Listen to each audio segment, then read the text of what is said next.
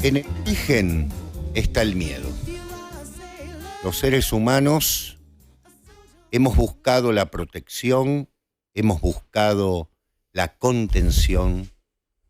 Todo aquello que nos es desconocido nos abre la puerta, en muchos casos también, para algo que llamamos el temor. Incluso teológicamente se habla del temor de Dios, que no es el mismo caso, pero en el mismo aspecto, pero refiere a esto.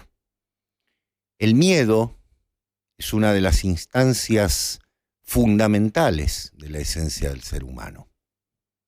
Querer consignar que no tenemos miedo, yo no le tengo miedo a nada, es una gran irracionalidad. El miedo es parte de nuestra vida. Obviamente vencer ciertos miedos colabora a veces, en muchos casos, con poder avanzar, con poder superar algo. Pero en esta instancia de querer clarificarlo todo, querer poner membrete a todo, a partir del siglo XVII, por decirlo de una manera, decidimos que todo tenía una explicación racional. Nada escapa de la racionalidad, nada escapa de la clasificación, nada escapa del microscopio o del telescopio de los seres humanos. Aquello que ponemos a. Los científicos van a poder explicar todo, se decía. Valga decir que hubo una serie de personas que en ese mismo momento dijeron: las luces van a iluminar una parte, pero siempre hay sombras. Así estemos iluminados a giorno, a pleno, hay lugares de sombra. Están en nuestro interior también. Están hacia el exterior y están en nuestro interior. Tenemos que convivir con eso. Y en algunos casos también colabora eso para que pensemos que el conocimiento que podemos realizar de muchos de estos aspectos es siempre relativo, no es absoluto. Si pudiéramos tener un conocimiento absoluto, saben lo que seríamos, y no lo somos. La pulcritud con la cual la modernidad ha querido iluminar, en muchos sentidos, lo que es la vida en su totalidad, no ha podido.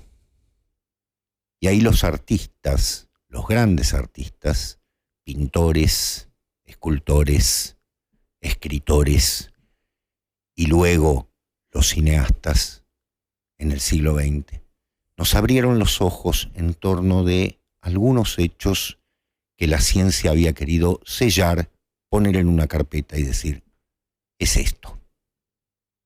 Sigue produciéndonos la misma sensación de extrañamiento, como diría un gran pensador ruso del arte, la misma sensación de extrañamiento, ciertos hechos que, a pesar de que en muchos casos parezcan montados, nos remiten a algo que está en nuestro interior y en nuestro ser atávico. Hoy vamos a hablar del terror, uno de los grandes alimentos del arte y de la literatura también, por supuesto. Lo vamos a hacer de una manera muy especial. Tenemos una persona invitada, un maestro en este sentido, con el cual vamos a poder dialogar de estos temas. Él trabaja con estas esencias, es un perfumista de las esencias, un alquimista de ciertas esencias en este sentido, que nos van a justamente a poner alertas en torno de aquello que no es del todo explicable y montar sobre nosotros aquello que es tan antiguo como el miedo. Este programa no lo hago solo, como digo siempre, gracias a Dios, y no les digo la producción porque si no dirían directamente no duraría nada, sería un micro, sino que lo hago acompañado. Hoy vamos a empezar como empezamos siempre, a mi derecha, la nobleza rusa, aquí presente, directamente, los Romanov en todo su esplendor, toda esa corte, el Palacio del Hermitage y demás, todo lo que ella constantemente visita, ¿no? Porque es parte de su esencia. La condesa Midi Radomski, aquí a mi derecha. Condesa, ¿cómo está? ¿Qué tal, doctor? ¿Todo bien? El invitado, buenas tardes. No lo nombro, si lo presento a usted, que Perfecto. sus presentaciones no hay que perdérselas. Sí, exactamente. Claro. Bueno, en fin, vamos a ver si estamos a la altura. Vamos a ver. Yo debería decir a mi izquierda el procónsul de todas las prosopopeyas. Pero, para nuestro pesar, porque espacio habría, ¿no es cierto? Tendría Sí. que, claro. Sí. El procónsul ha tenido que cumplir con una obligación médica, hacerse unos estudios. Y ustedes saben que las personas cuando llegan a cierta edad tienen que empezar a cuidarse. No es el caso de los jóvenes. Cuida el procónsul. Obviamente, claro, bueno, un abrazo enorme. Un abrazo que fue su cumpleaños el sábado también. El sábado fue el cumpleaños del procónsul, exactamente. Sí.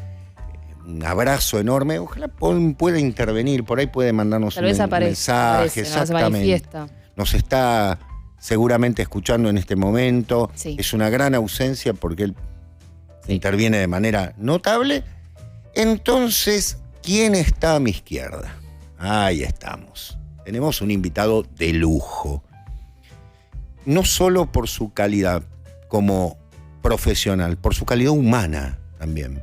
Tenemos al maestro Gonzalo Calzada, director de cine, escritor, guionista, productor de verdaderas joyas del terror del cine argentino. Gonzalo, bienvenido. ¿Qué tal? Fui cuidadoso, no dije nada, claro. No le puso claro. títulos, honores. Ya me tengo que ir de acá con esto. Doctor, un honor, Condesa Midi, para mí es un sueño estar acá y yo sé que está el procónsul acá también, de alguna manera manifestado. Por supuesto. Estoy solamente ocupando acá un poquito el espacio, pero yo sé que está acá cerquita con nosotros. Un placer estar acá con ustedes para conversar de terror. Del mismo modo, Gonzalo, es un placer tenerte acá. Queríamos, hacía tiempo lo habíamos conversado, tuvimos el gusto de ver tu producción. Yo tuve la suerte de estar en el estreno de una de las dos películas. Maravilloso. Salí ahí en una situación muy particular. Estábamos en el COVID, ¿te acordás? Sí, exactamente. Sí, wow. Sí, señor. Después las primeras proyecciones que se hacían después del COVID. Estábamos todavía en el COVID, estaban la sala media, ¿te acordás? Sí, estábamos separados, había espacios y demás. Yo fui con el procónsul. Sí. Y después, no sé por qué, pero miraba los pasillos y los ascensores con mucho terror, Gonzalo. Sí. Cada vez que subo a un edificio digo, ay. Claro, miro las puertas de madera que se van abriendo y digo, bien, vamos a hablar de esto. Ya nos van a entender por qué. Así que, Gonzalo, bienvenido. Gracias. Un placer, un honor estar acá. Gracias por invitarme. No, al contrario. Vamos a hablar del tema del terror, pero antes de introducirnos, vamos a las redes, vamos a decirles cómo se pueden comunicar con nosotros. Tenemos Twitter, @rminoritario, el Instagram, @reporteminoritariovtx, la página de Matías Massetti, por supuesto. Ustedes saben que cualquier duda que hayan tenido, algo que quieran consultar, los libros que se nombran, el material y demás, ahí está todo subido para consultar. Matías es un seguidor y realmente el cuarto elemento de esta, por supuesto, esta tríada. Exactamente, exacto. Es reporteminoritario.com, porque a veces nos dicen la página de Massetti y no dicen la página. Muy bien. ¿Cómo es, Condesa? Reporteminoritario.com. Reporteminoritario.com. Muy bien. Y ahí la vemos. Señores, el agradecimiento del siglo, porque estuvimos en Video Rec. Por supuesto, mandamos un abrazo a todo el equipo. Estuvo muy divertido, ¿lo vio? Muy divertido. Muy divertido. Sí. Estuvo bueno eso. Sí, ya lo vi. ¿Lo vio el sí, doctor Calzado? Sí. No, claro. Nos hemos divertido. Hay gente que me ha llamado porque dice que como crítico de cine, ¿por qué no me dedico a hacer un programa de gourmet? Claro, totalmente, sí, en fin. Bueno, pero es un espacio donde había también gente diciendo, pero esa película es un espacio para las películas que le gustan a uno. Claro, de videoclub. Claro, las películas que uno alquilaría, ¿no? Totalmente. Exactamente. No era tanto una charla que igual lo fue, pero no era tanto hermoso, un juicio de valor, ¿no? Sino era, bueno, exacto. Yo me llevaría esta película, así que nos divertimos un montón. Muchísimo. Y pudimos también, me decían algunas personas, como mostrar un poco más algo nuestro, porque acá tratamos de no hacerlo personal, ¿no? Como de hablar de los temas que hay que hablar y demás, y ahí fue como lado B, reporte, un poco más de... Qué bueno más eso, distendido, es sí, verdad. total. Ahí Así está viendo que... un fragmento donde el procónsul está hablando de sus películas predilectas, Bambi, claro, en fin, todas las que... Una maravilla. Sí. No, un abrazo enorme a Cítrico, a Héctor Masi, a toda la producción. Sí, a Esteban, a todos. Exacto. Nos recibieron con una calidez, con un respeto, bueno, que es... Síganlo, por otra parte, es un programa exquisito. La última serie que está haciendo habla de ciertos elementos rotos, de ciertas partes. Usted se volvió fanático de esa teoría estética. Yo soy, sí.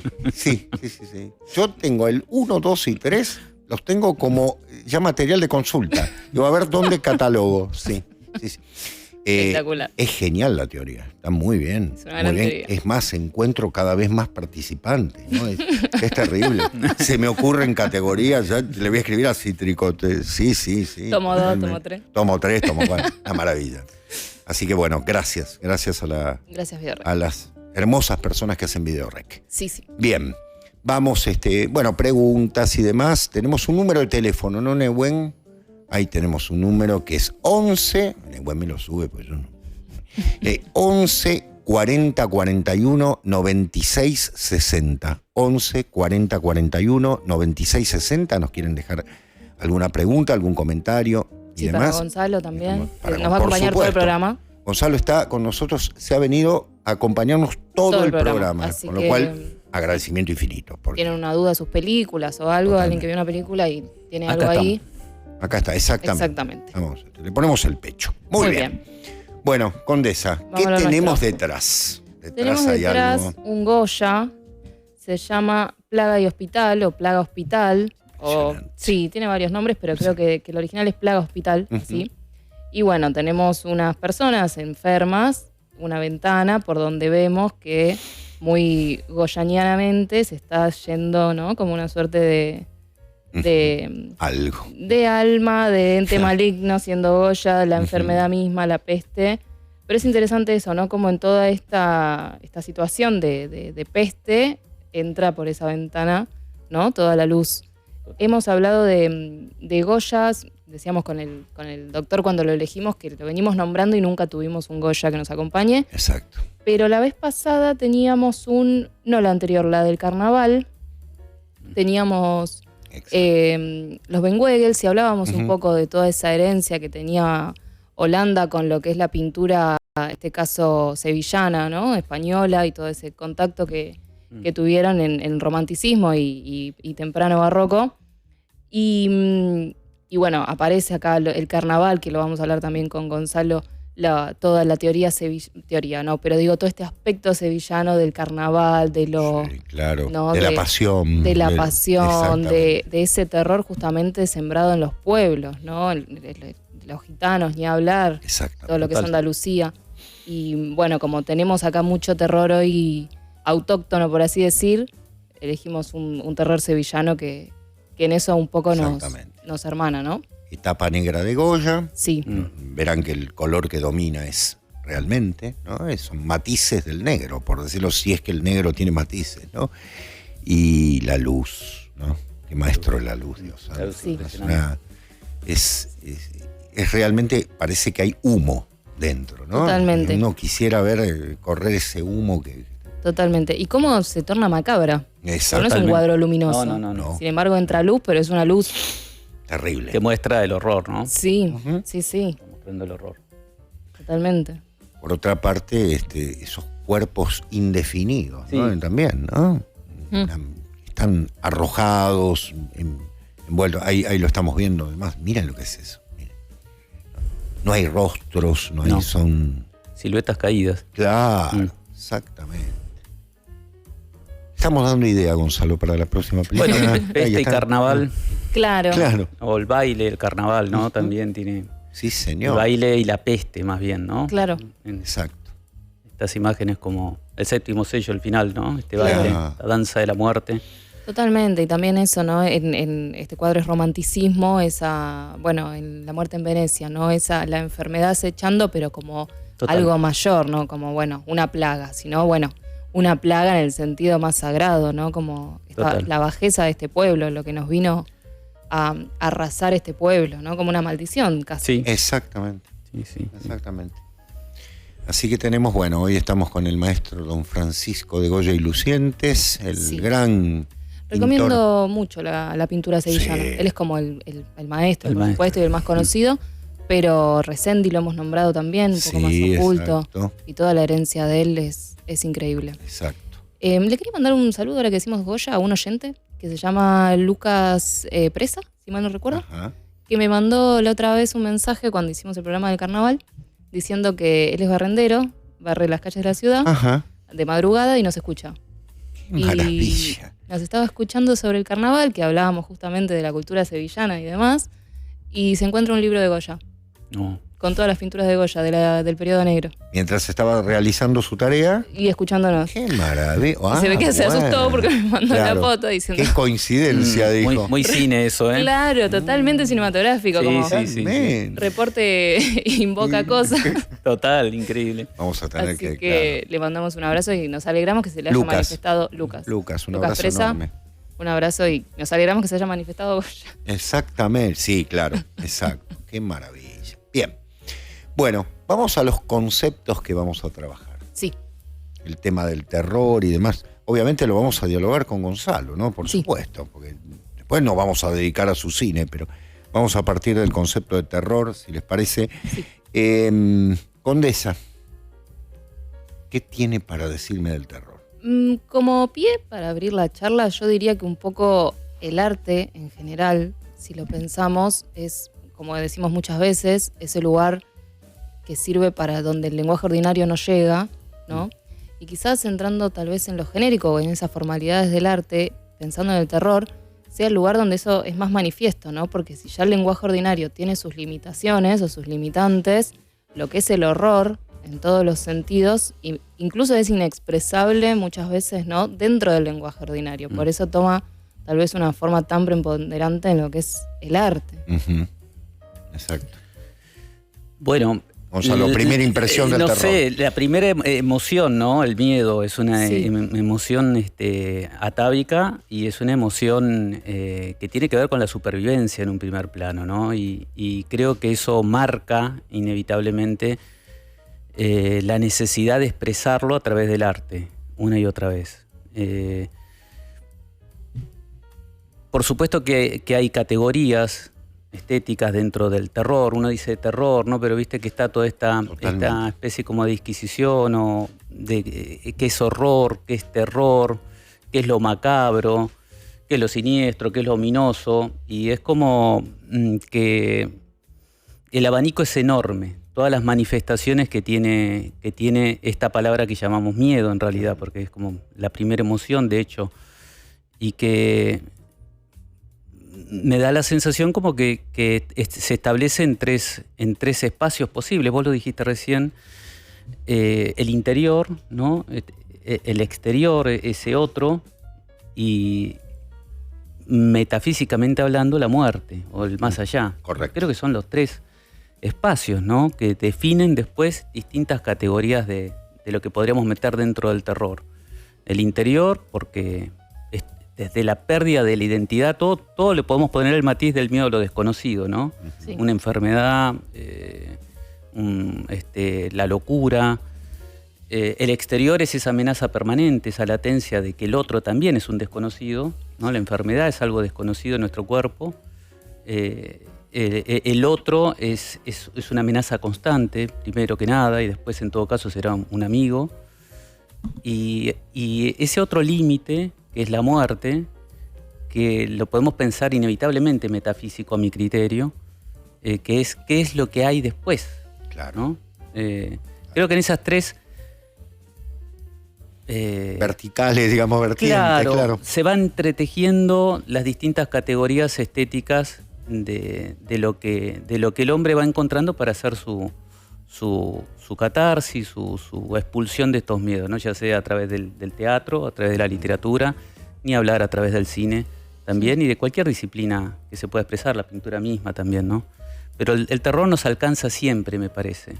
Es como la tristeza, me parece que termina ganando siempre, ¿no? Sobre todo la tristeza, me parece. En relación con la melancolía, sí, con la nostalgia, con la... Sí, me parece que sí. Correcto. Como para empezar a abrir un poquito el diálogo. Y también como persona que crea terror o que crea desde el terror, ¿no sentís que... Yo siento que el terror llega primero, ¿cómo decirlo? ¿Cómo explicarlo? Llega primero en el sentido de que ve primero el problema, que por lo general es algo que atañe al arte, pero particularmente con tal vez lo que son ciertos logros de época, entre comillas logros, que la época ve por un paño contemporáneo, por un velo contemporáneo como logros, por lo general vinculados a cierto progreso mecánico y demás, aparece el terror como quien ve primero la problemática, y eso aparece invertido, cuando para el resto de la vida normal o incluso de ámbitos genéricos dentro tal vez del arte o de expresiones, no sé si del arte, pero digo, de lo que la sociedad está viendo, se plasma como una fiesta, vamos a decirle, y el terror aparece para decir, bueno, esto es una fiesta macabra, por ejemplo, para poner un ejemplo que sea más claro. Hay como una suerte de logro contemporáneo de estamos alargando la vida en busca de una perpetuidad. Y aparece el terror contemporáneo, películas que están saliendo ahora, argentinas, norteamericanas y demás, donde el terror es, no estamos aceptando que nos morimos y empezamos a crear monstruos, Frankensteins, ¿no? Hace poco veía una película nueva que salió, Bring Her Back, que trata en torno a una madre que no puede aceptar la pérdida de su hija y quiere imitar un ritual ruso que ve por un VHS, tutorial de YouTube, para ver cómo la puede traer de vuelta, ¿no? Entonces, en ese sentido, si no sentís que el terror ve primero, ¿no?, la supuesta fiesta. La sombra llega antes, claro, ¿viste? Totalmente. Como ya que estamos con Goya, los sueños de la razón producen monstruos. Sí. De alguna manera hay algo que se nos escapa siempre. Yo creo que está esa cuestión del control. Queremos tener el control en cualquiera de estos tres aspectos, ya sea el horror interno, el del otro, controlado al otro, ¿no? O lo metafísico, sí, lo ¿no? que es el gran tema. Que en última instancia, el último, Gonzalo, parece que lo anulamos, ¿no? Sí, también. ¿No? Sí, el metafísico ahora lo anulamos. Definitivamente. Sí, pero de nuevo, mientras más se anula, más crece. Exacto. Corregime, pero perfecto. Entiendo que el monstruo viene a mostrar justamente, de ahí la palabra, ¿no?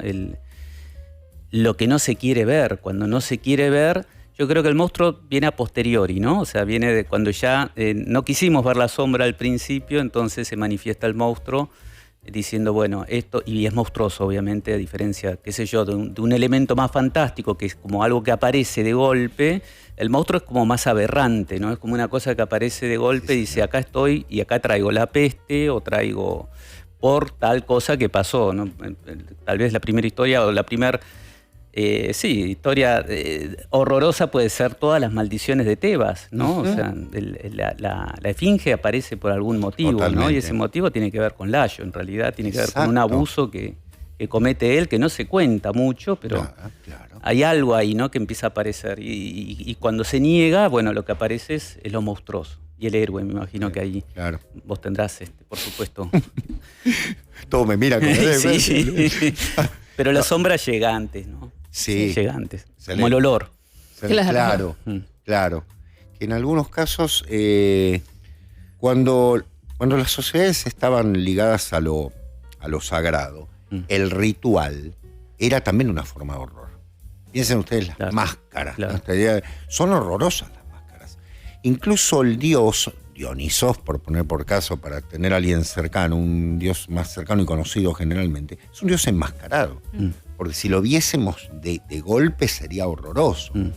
Tiene el Sebastos, de donde viene mi nombre, ¿no? Bueno, ¿qué va a ser? Esa cosa que, claro, que horroriza de primera, ¿no? Es un golpe. Un poco lo que decías vos, Gonzalo, con el hecho de la sombra, porque si lo veo de primera quedo Claro. ya está, Claro. quedé petrificado como la medusa, ¿no? Como el efecto de la medusa.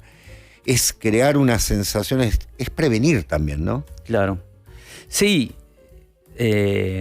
Bueno, sí, ¿no? Por supuesto, porque tiene que ver con esto Le tiré la pregunta, pobre No, Lali. pero es esto de sobrevivir, ¿no? Claro. Esto de la supervivencia, que de nuevo Conservación. es como el primer miedo, ¿no? De hecho, nacemos, yo creo que lo primero que te baje, la primera reacción es miedo, es Exacto. confusión, es vértigo, es hambre, o sea, Exacto. está toda esta gran confusión que nos acompaña y se nos va yendo si tenemos, por suerte, una madre amorosa o alguien en un entorno donde podemos empezar a descubrir que hay otras emociones, además de esta confusión o esto que es el miedo. Pero yo creo que esas primeras impresiones están grabadas en nuestro ADN. Sí, estoy de acuerdo con vos. Y de una manera muy primitiva. En 2 minutos, acá hablamos de la peste, hablamos del COVID. Ujú. 2 minutos nos transformamos en monstruos, ¿no? Uno ve las películas de zombies, donde tal vez es donde más se muestra esto, ¿no? De la supervivencia Exacto. y ves Lo mordió y ya está.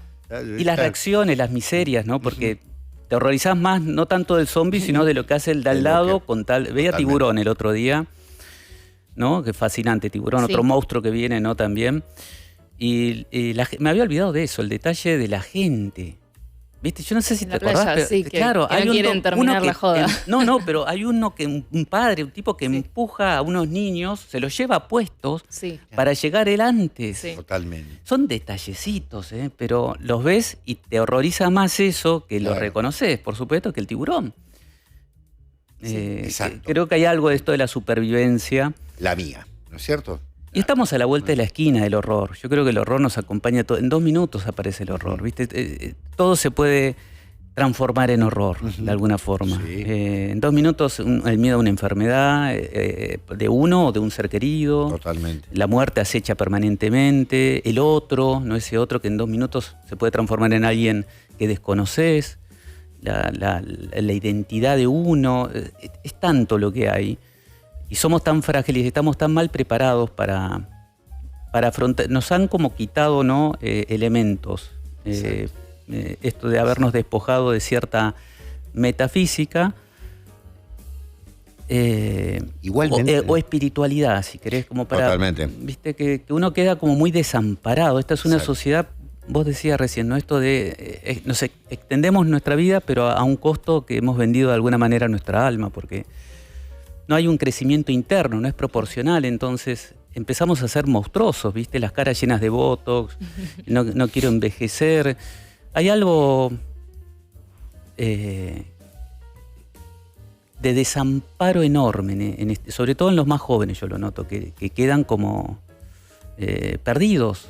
Porque mi generación, que también es bastante jodida ya, atravesó muchas capas. Pero yo lo que noto es que hoy los chicos, con el celular y con todo, es como que están con menos posibilidad de parar la pelota y mirarse un poco para adentro, ¿viste? Está todo muy para afuera. Y esto es un fenómeno, bueno, de industria cultural, de la sociedad de consumo, y la tecnología que permite un montón de cosas, ¿viste? Esto que se dice tanto, que hoy estamos más Sí. desconectados que nunca, bueno, en fin. Es verdad. Sí. Es verdad. Por otra parte, estaba pensando mientras decías esto, Gonzalo, el hecho de los templos, por poner por caso cristianos, ¿no? Demostraban el horror. Estaba el horror. Sí. Vos veías los santos decapitados, Claro, ¿no? Claro, es decir, los demonios hacia afuera y demás. Era parte de una imaginería que estaba presente. Eso es como que hasta la misma tradición lo ha quitado, la misma tradición cristiana occidental, me refiero, no la de la condesa, que es otra historia. Claro, la Sí. tradición católica es como que limpió, ¿no? Los templos tienen que ser luminosos y demás. Bueno, mirá, yo te digo, mi hija no se bautizó. Correcto. Y no tiene formación cristiana. Yo sí tengo formación cristiana, sí hice todo lo que dice el manual del católico. Y pasó algo muy curioso, que yo la llevé cuando tenía 6 años a la catedral. Y quedó impactada de lo que veía. Porque además acá nuestra imaginería, por lo menos la latinoamericana, recién Sí, hablamos exacto. un poquito de esto, ¿no? De la Exactamente. pintura quiteña, la cusqueña. Sí, señor. la imaginería barroca andina, incluso se dice a veces, es tan impresionante, tan expresiva, tan hecha con pelo de verdad. Patética, claro. En el mejor sentido, patética, ¿no? Sí, claro. sí, con un realismo también fuertísimo, Totalmente. esas maderas policromadas, ese tallado policromado Sí, con señor. mucho trabajo y las expresiones. Ujú. Que vos ves la Dolorosa o ves el Cristo y realmente uno por ahí no se da cuenta. Si frecuentás, yo suelo ir a la iglesia, me gusta ver, creo que es la primera sala cinematográfica. Es verdad. Y es fascinante lo que se ve y lo que impacta a alguien que de golpe es totalmente ajeno a esa imaginería, que de golpe mira, fíjate en la catedral, viste, está ese Cristo, yo no sé si viste las rodillas de ese Cristo. Esas rodillas son el dolor de cuánta gente, ¿no? Que va y lo toca y lo toca y lo toca. O sea, es como que la misma figura está transformada en el tacto de la gente de estar pidiendo y suplicando. O sea que, no sé, yo se los pregunto a ustedes, me parece que está presente un poco esto del misterio, del dolor, del terror y también de la pasión en realidad. Uh-huh. En lo que es la imaginería cristiana, por lo menos acá en Latinoamérica, ¿no? Por ahí en el norte, en Estados Unidos, es otra cosa, ¿no? Viste, todo más blanco, más aséptico, claro. Sí, también es algo como bastante moderno y justamente desacralizado y sentimentalista tal vez, ¿no? Como cuando empieza a entrar ese lado más sentimentalista en lo que es lo religioso, uh-huh. O en realidad lo sagrado, porque lo religioso está bien que sea sentimentalista, digo, se juega un sentimiento en las vidas exotéricas de la religión, pero la manifestación de lo sagrado, la presencia de lo sagrado, tiene indudablemente e inevitablemente una presencia, no es monstruosa la palabra, pero sí desencajante, ¿no? Ominosa, ¿no? Claro, es como ominosa, justamente claro. El exceso, ¿no? Aquello esa otredad absoluta que para nada te es a la par. Entonces, por supuesto que es un punto en el que es un abismo. Incluso todas las vías de iniciación, vamos a decir, tienen que ver con un paso primero de abismo, obvio, ¿no? Totalmente. Ese terror o miedo o esa como presencia de algo externo, en el sentido no de par, ¿no? Sino de externo por encima. Tiene que ser incómodo, ¿no? No en un sentido ordinario de la incomodidad, sino justamente produce algo más. Si es como una cosa como pulcra de bueno, seamos todos felices, ahí al medio te están vendiendo pseudociencia, ¿no? Yo comparto plenamente. Lo comentaba Gonzalo porque en torno de eso, justamente, he entrado a templos más modernos, más sencillos y demás, con cartulinas, ¿viste? Claro. Con frases, claro. No sé. Claro. Dios nos ama, estoy contento. Bueno, uno dice, no sé, ¿no? Lo otro es lo que le pasó a tu hija. ¿No? Claro. Ahí tenés. Una persona que no está comprometida con y de pronto se sintió admirada. Eso es un hecho. Sí, impactada se quedó. Claro. Porque claro, uno no se da cuenta. Exactamente. Pero bueno, está acostumbrado. Hay en la imaginería católica y cristiana toda una cuestión sagrada en las figuras, ¿no? Las figuras son sagradas. Uh-huh. Esto es así, no es que son como cuerpos donde habita lo sagrado, donde Totalmente. puede estar lo sagrado. Las imágenes no se tiran, no se rompen. No, claro. Hay personas especiales para prepararle los vestuarios. Uh-huh. Hay toda una condición que yo creo que se respira, por lo menos en esta imaginería que estamos hablando, ¿no? Exacto. Que tal vez no es la de hoy, puede ser esto que decís. Si no es la imagen de yeso, claro. Bueno, justo en el chat preguntan, ¿no se mezcla el protestantismo con el catolicismo? Bueno, lo hablamos en miles de programas y obviamente que justo el catolicismo, dentro de lo que son las vertientes religiosas, es la que tuvo una historia larguísima de millones de cambios y problemáticas. Sí, exacto. Y el protestantismo es hijo de... ¿no? Exactamente, claro, entonces obviamente que sucede eso, ¿no? Que esa imagen lavada, que incluso hemos hablado muchas veces de cierta moral, que se vuelve moral laica incluso. Total. Dentro de lo que es la iglesia, porque es un materialismo transpuesto. Bueno, lo hemos hablado en un montón de programas. Por supuesto que no tiene que ver con aquel catolicismo primitivo. No, claro. Con el primer cristianismo. Que por otra parte nace en una catacumba. Sí, claro. ¿Cierto? Total. Ya estamos. Sí. Ya estamos en un tema, ¿no? Los catecúmenos, esta idea de... ¿no? Estamos en un ámbito oscuro, cerrado y demás. Antes de ir al corte, Sí. Homero, ya 2 minutos, ya le entrego las cámaras. Nuestro tirano es. Claro. Nosotros no decimos directores tiranos. Tirano. Es un genio, es un genio. No, Homero sí. Levita. Me voy yo y empieza a levitar. Claro, yo es el director. Una especie de tortura de él, ¿no? Que claro, son 2 horas a la semana que le duelen las muelas a Homero. Totalmente. Una pregunta a los dos. Sí. Vamos a empezar con el invitado, Condesa. Sí, por favor. El primer texto de horror que recordás haber leído. Que te haya quedado, que no tiene que ser el... No, si es el primero, Hansel y Gretel. Era Tremendo. muy bien. Pero primero por niño, perdón, Sí, pero sí, es obvio, esta cosa pero- que uno lo Sí. lee y decís... Y los va a meter en un horno, ¿no? sí, claro, sí. Después ahí, por supuesto. O sea, creo que cada etapa, si me decís de adolescente, la caída de la casa Hayer, Qué maravilla. y después, bueno, uno sigue leyendo, pero Por son supuesto. esos que te marcan. Bien. Hansel y Gretel fue una cosa, creo que esto lo hablábamos hace un ratito también, ¿no? Uno lee, que encima están muy pasados por la bandina, ¿no? Por los hermanos Grimm, pero uno Claro. le gustaría haber llegado a versiones mucho más, Sí, que más son crudas. terroríficas. Sí, Pulgarcito, Ni hablar. despojado de todo tipo de moralina o dogmática Sí, sí. de la época. El cuento termina siendo, de nuevo, una cuestión de supervivencia. Pero creo que hay más elementos ahí en esos cuentos, ¿no? No es solamente la supervivencia, sino empiezan a me parece que hay una prefiguración más interesante ahí también, simbólica, en los cuentos. Que supongo yo, doctor, usted corregirá, pero que son herencia de las mitologías más antiguas, Sí, ¿no? sin duda. Son los La elementos épica. más oscuros Claro. de lo mítico, sí. Claro. Sin lugar a dudas. ¿Condesa?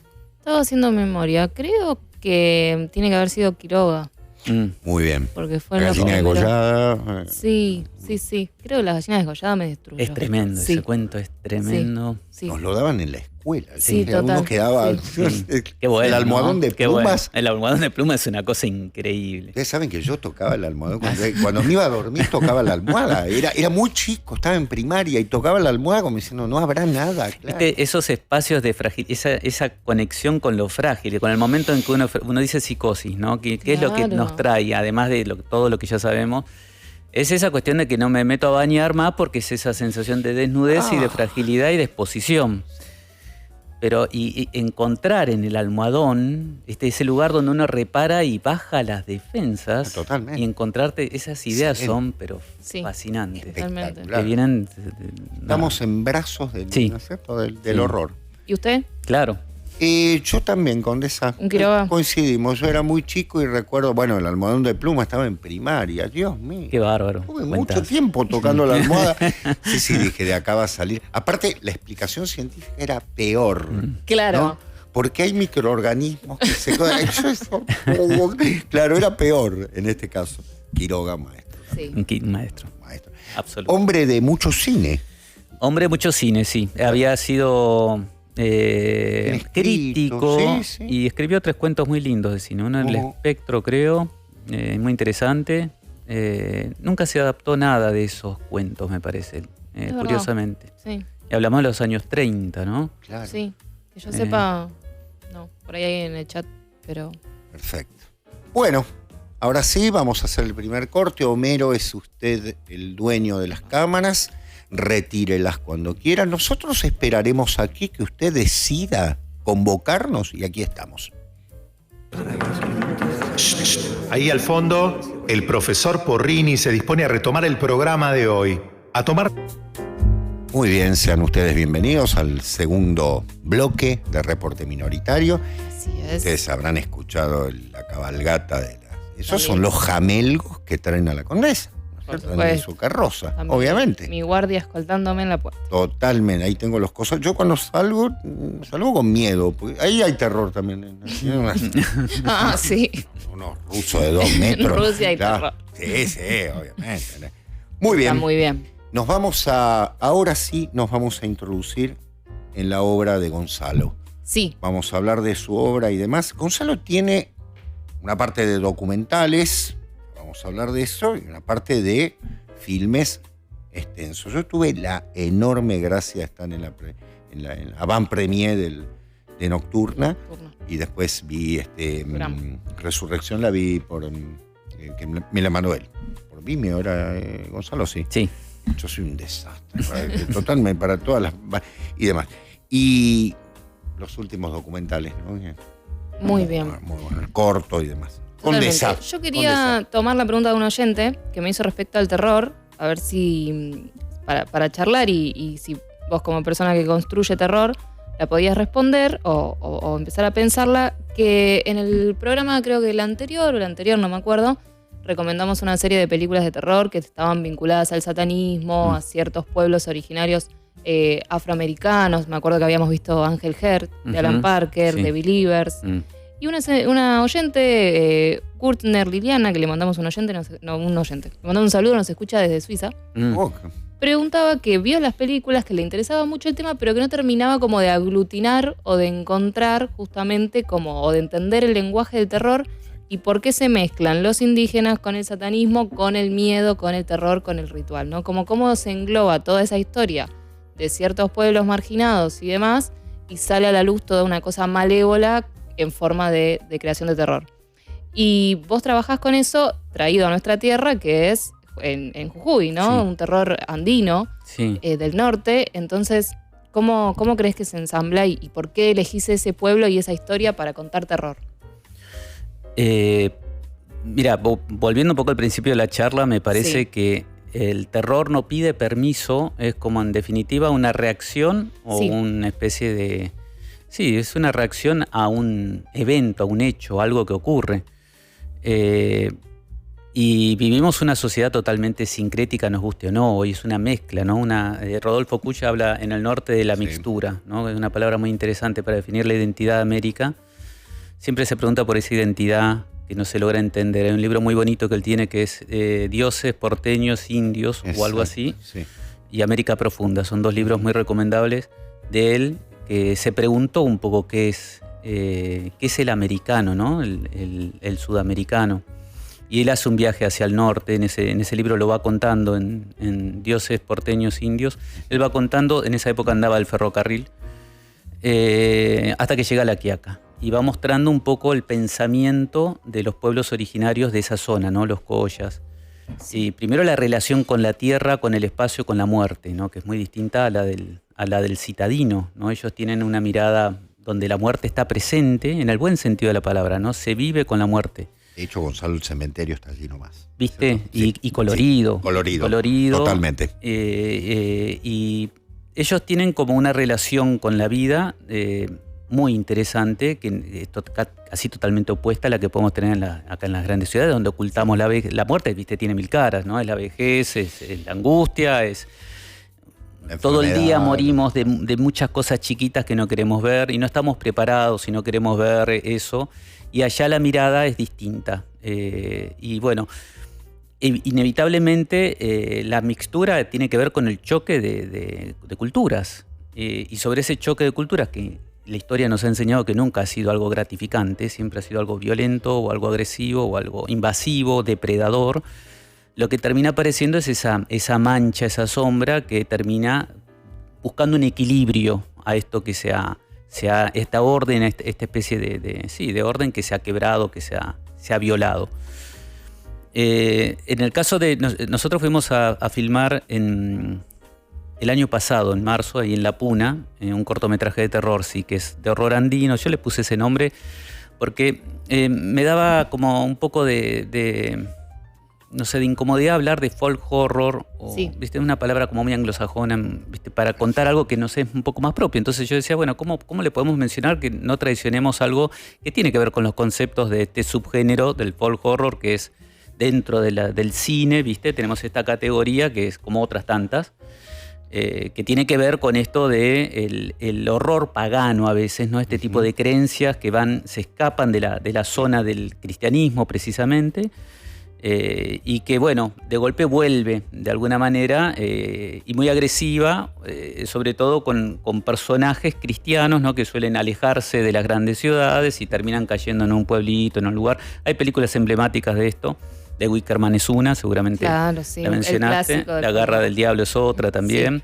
está esta idea del puritanismo contra una mirada mucho más en general, las creencias paganas, viste, más aferradas a la tierra, a los procesos de fertilidad, de muerte, la vida y la muerte están como puestas en una cotidianidad. Y entonces este horror andino, que creo que mezcla un poco esto que decís vos, no importa si es en África, si es en la Puna, en donde sea, pero medio como que se habla un poco de lo mismo, que es, se ha depredado una cultura y esta cultura de alguna manera resurge, yo creo que con el arte, sobre todo, lamentablemente, creo que ahí está la belleza del arte, que es poder buscar como una especie de magia simpática, ¿no? Que si uno lo traduce en arte, tal vez de alguna manera se puede llegar a buscar un equilibrio, porque la realidad es siempre un poco más cruda, que es el tema de qué se hace en esos pueblos para detener el capitalismo violento. En este caso concretamente es eso. Yo filmé en una zona que es el Triángulo del Litio. Sí, ahí estamos viendo. Bueno, ahí está, claro. Unas escenas. Sí, también aparece eso, ¿no? Aparece mencionado una sola vez. No hace falta, ¿viste? Claro, es mínimo. Totalmente. Pero no quiero contar porque es como que uno termina como explicando, uno hace arte para no explicar, pero lo que sí te puedo decir es que sí. Esos mitos son... esos mitos, esas creencias están muy vivas realmente, no se han ido nunca, sobre todo en esas zonas.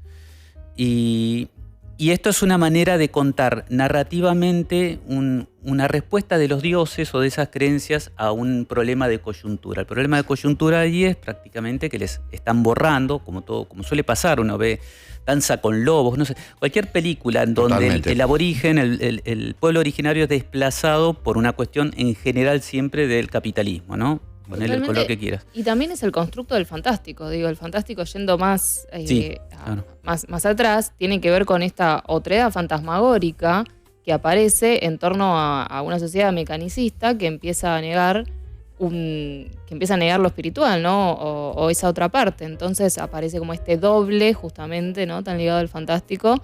Y eso después se va a revertir en el terror con sus diferentes formas, traído contemporáneamente y traído al terror más original de pueblos originarios o de etnias, se va a vislumbrar en ese lado, ¿no? Como este mismo mecanicismo, porque es otra garra del mismo monstruo, ¿no? Que viene a sacar material, justamente. Tal cual. Y arrasa lo sagrado, porque en una sociedad tradicional, como puede ser los pueblos que filmaste en Jujuy, sí, la materia tiene un sustento espiritual, no es algo que, simplemente es oro, simplemente es litio, constituye, ¿no?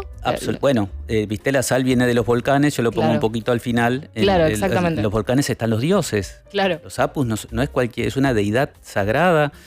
Son los gigantes dormidos. Los gigantes dormidos. Exactamente. Los gigantes dormidos, y esto es como una especie de sacrificio. El corto es como un sacrificio para buscar un orden sobre un daño que se le ha hecho a la tierra. Por eso que la Pachamama y la montaña están conectados, obviamente. Claro. Ahora pasa algo muy interesante, que cuando uno va al norte, no sé si tuvieron posibilidad ambos, entonces no te encontrás con el fantástico, te encontrás con una realidad. O sea, ahí las deidades están vivas. Sí. Esto es fascinante porque uno realmente estás conviviendo con... Y tenés que pedir esos permisos, por supuesto. Que por otra parte es la atracción que existió Kush, Gonzalo. Claro. Él se fue a vivir. Sí, terminó ahí, está enterrado en Maimara. En Maimara. Ahí está enterrado. Maimara. Y uno termina aprendiendo, porque si no, es como que la depredación también la hace uno. ¿Viste? Claro. Esto seguro. Me parece que es muy interesante también. En definitiva, el cine, uno no sabe qué puede pasar con una película. La mayoría de las veces no pasa mucho en términos comerciales, pero es un proceso estético. Y yo creo que el proceso estético tiene que operar en serio que te transforme de alguna manera. Si no, no tiene mucho sentido. Entonces, esos procesos te educa esos lugares, porque uno no es que lo sabe, uno va aprendiendo, va llegando, vas viendo, vas pidiendo permiso, vas descubriendo. Nosotros filmamos Resurrección en cada espacio en donde he filmado, porque me gusta ir a los lugares donde más se pueda uno acercar a respirar lo que era esa atmósfera. Se le pidió permiso y se le agradeció después siempre. Y esto creo que es fundamental. Es una manera, no sé, me parece, de entender. Y claro, el fantástico no existe. Yo creo que esta es la razón por la cual acá tanto fantástico no se ha hecho, me parece, claro, ¿no? Porque acá se convive todavía un poco con los dioses. No sé si en Buenos Aires, pero uno sobre todo en el norte. En el sur creo que también, pero en el norte está muy presente. Sí, totalmente. ¿No? Exacto. Exacto. Se sorprende con los curas, ¿viste? Que están haciendo el rito de la Pachamama el 1 de agosto y están en Semana Santa, por supuesto. Mira, Gonzalo, a mí me ocurrió que el párroco de la Quiaca venía una ceremonia y sale a la puerta del templo a recibir el cordero. Yo dije, ¿cómo el cordero, padre? El cordero, sí. Claro. El pueblo viene a entregar el cordero. Traían un cordero. Y obviamente se imaginará para qué. ¿No es cierto? Porque dices, la primera para fuera del templo se consagra y después y entraba toda la procesión del pueblo. ¿No? Dice, es impactante porque es real. Es lo que vos decís. Está operando. Claro, ¿no? Está operando, no es una cosa en el aire, intelectualizada, nada. Es realmente la operación metafísica real, ¿no? Yo te digo, quien tenga la oportunidad, yo fui hace como 8 años, ojalá todavía esté igual, pero en Santa Catalina. Santa Catalina, sí, está pegado a la Quiaca, pero en vez de ir para el lado de Llave, vas para el otro lado. El otro lado. A mí me invitaron a para el oeste. Claro, para el oeste. Ahí en Semana Santa. Y el Via Crucis, ¿no? A la noche. Una cosa que te pone la piel de gallina, ¿no? Los penitentes bajan al Cristo, está articulado el Cristo, lo bajan de la cruz, lo van llevando, todo de noche las niñas con las velas. Realmente el tiempo se detiene y pasás a otra dimensión, pero no hay duda de eso, ¿eh? Y se respira. Y eso uno dice, ¿cómo puedo traducir? Te queda chica la cámara, ¿viste? Te queda chico el lente, todo te queda chico. No hay forma de contar esa vivencia, porque en definitiva es una vivencia que uno la trata de traducir, elige los momentos, del momento en que elegís un encuadre ya estás como... Claro. Recortando. Sí, viste, recortando. Eso tal cual. Sí. Con respecto a las personas, ¿cómo te recibieron? ¿Qué sentían que vos estabas haciendo? ¿Pudiste Es conversar? difícil. La señora esa, María, es jefa de copleras de Humahuaca, divina, preciosa ella. Una mujer... Ahí estamos viendo. Ahí está, sí. Estamos viendo Serafina, ¿eh? Sí, fui hasta Humahuaca lo que pasa es que es gente que no tiene mucha formación teatral ni nada. Sí, ellos hacen sus ritos, pero son gente muy tímida. Y...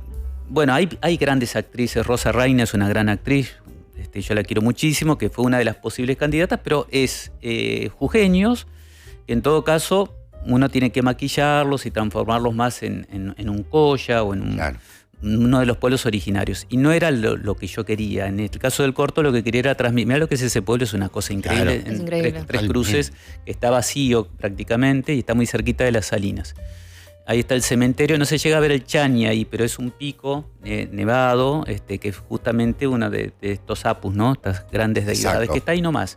Sí. Bueno, y uno tiene también, como le pide permiso a la tierra, yo tenía que explicarle a esta mujer lo que era la historia. Claro. La historia, en definitiva, era a la Pachamama le estás haciendo un sacrificio también.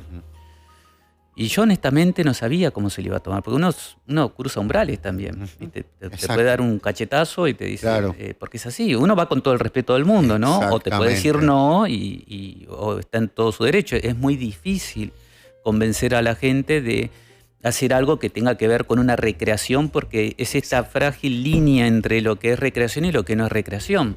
Sí, claro. Con Mandinga nos pasó que había que meter el cuerpo de un diablo en el año 2000 adentro de una iglesia. Era un diablo de cartapesta, pero claro. No, sí, claro, sí. De hecho, armamos con Andrés Cerneri, que es un gran escultor, que le mando un gran saludo también, una virgen de cartapesta, para hacer una procesión. En un momento la dejamos a un costado del rancho, porque era la hora de comer, y cuando volvimos le estaban rezando y le estaban acomodando la corona a ellas. Totalmente. Esto es fascinante, porque uno termina aprendiendo de eso, ¿viste? Totalmente. Entonces es pedir permiso, por supuesto que si te dicen no es no. Yo afortunadamente esta mujer, María, no solo le gustó, sino que aportó. Ella tenía mucho conocimiento, había estado en velorios del Angelito, que es otro rito que también había que atravesar o ver. Bueno, me contó cosas y muy solidaria, divina ella, le puso el cuerpo. Pues el resto fue un trabajo que había que aflojar, no la cámara, hay que aflojar, sí, claro. Es un trabajo durísimo, en la altura uno se apuna. Yo llegué y ya me había apunado. Sí, tuve que pedir permiso a los dioses y me dijeron, mira, 2-3 días hasta que más o menos te recuperes. Claro. Casi 4.000 metros de altura. Qué locura. Claro. Sí, pero sí. La entrega de ellas, a mí me impacta, ella y la niña también, porque o sea, yo la veía a la niña y como los huacas, ¿viste? Hay algo que vos decís hace, no sé, 700 años atrás, posiblemente podría haber sido una niña para un sacrificio. Sí, claro. Me impactaba eso. Uno, cuando se va acercando a los espacios donde vas a filmar, empezás a respirar, esto del olor, ¿viste? Que a veces es... El hedor que habla Kush, ¿no? Claro. Exacto, sí, pero que uno lo tiene que tratar de transmitir en la pantalla. Total, ¿viste? ¿cómo haces? Claro. ¿Cómo haces para que se sienta eso? ¿Viste? Bueno, la sentamos a la niña en el altar y era un velorio del angelito y hay un momento, creo que es la parte que a mí más me impacta de hacer cine, porque realmente es una pesadilla para mí hacer cine, esto de que es un placer, yo no comparto, me parece que los rodajes es la cosa más espantosa que hay, sufrís mucho. Y uno se pregunta todo el tiempo por qué estás haciendo esto, ¿viste? Exacto. Claramente es un sadomasoquismo de terapia básica, ¿viste? Que uno reincide encima. Entonces, ¿por qué volví a entrar en esto si yo dije que era la última? Y dije que y así estoy hace años, como muchos colegas. Y hay un momento en donde ves una imagen que te paraliza, que decís, era por esto. Claro. No, ni siquiera a veces es la que, sí, a veces es la que uno ve en el monitor. ¿No? Que decís, la reencuadraste y como que entró todo junto y dijiste, esto es increíble. Pero a veces la ves ahí. Y eso es impactante. Ahí en el norte, cuando yo vi esa imagen, se me puso la piel de gallina. Dije, esto es impresionante. El cuentito, ¿no? Porque ellas todos lo interpretaron como un cuentito. Un cuentito de miedo. Claro. Sí, hablábamos también la vez pasada, que hablábamos del pacto fáustico, que justamente un corto tuyo trata de un pacto fáustico, que nombrás que tuvieron que meter el diablo de Cartapesta. Citábamos a Goethe, justamente, que tiene un principio, ¿no? Porque una frase, por ahí es un poco frívolo, tiene un principio que dice, para entender al poeta hay que ir a la tierra del poeta, ¿no? Entonces Total. Es como si uno... No, por supuesto esto se puede entender literalmente, pero no solo trasladarse, sino adentrarse en esa tierra, ¿no? Y como para crear estos universos es como trasladarse ahí y casi que esos universos te cuentan o te relatan a vos, ¿no? Lo que vas a buscar. Y vos después, bueno, eso lo administrás, justamente lo dirigís, pero es ir a escuchar esa historia de alguna manera también. Viste que uno, sobre todo con este tipo de cine, que salir a buscarlo, Murnau, ¿viste? Esa cosa de salir a buscar el afuera, no construirlo. Igual en ambos casos me parece que siempre es una cuestión de humildad.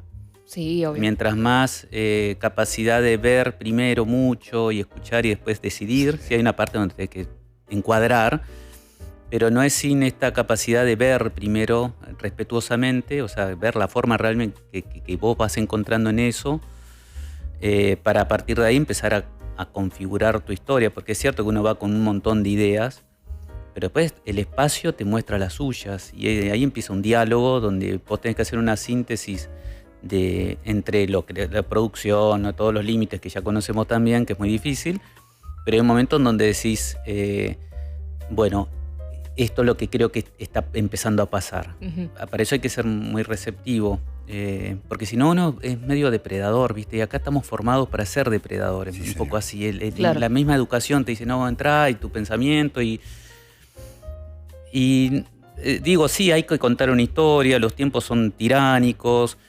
pero no podés romper ese hilo que es como el alma del por qué estás haciendo, por lo menos lo que yo pienso, ¿no? Creo que es así.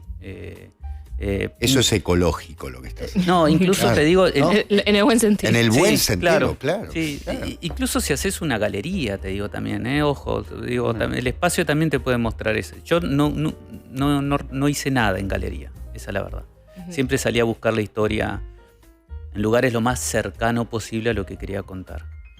Creo que le hace muy bien al actor también, al equipo también. Clint Eastwood tiene esa idea, ¿viste? En Los Imperdonables hacía estacionar a la gente... Sí.